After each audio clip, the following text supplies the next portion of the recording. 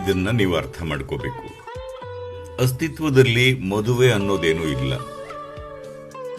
ಮದುವೆ ಅನ್ನೋದು ನಾವು ನಿರ್ಮಿಸಿರೋ ವ್ಯವಸ್ಥೆ.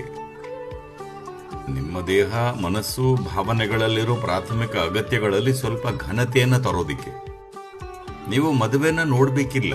ಈ 3 ಸಂಗತಿಗಳನ್ನು ನೋಡಬೇಕು. ನಿಮ್ಮ ದೇಹ, ಮನಸ್ಸು, ಭಾವನೆಗಳಲ್ಲಿ ಅಂತಹ ಸಂಬಂಧದ ಅಗತ್ಯ ಎಷ್ಟಿದೆ ಅಂತ. ಆ ಅಗತ್ಯ ತೀವ್ರವಾಗಿದ್ರೆ ಆ ವ್ಯವಸ್ಥೆಯ ಮೊರೆ ಹೋಗ್ತೀರಿ. ಅಷ್ಟೊಂದು ತೀವ್ರವಾಗಿ ಇಲ್ಲದಿದ್ರೆ ಸುಮ್ಮನೆ ಬಿಡ್ತೀರಿ.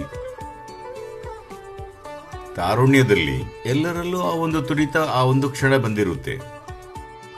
ಆದರೆ ದೀರ್ಘಕಾಲ ಉಳಿಯದೇ ಇರಬಹುದು. ಕೆಲವರಿಗೆ ಜೀವನದುದ್ದಕ್ಕೂ ಒಂದು ತೀವ್ರ ಅಗತ್ಯವಾಗಿರುತ್ತೆ.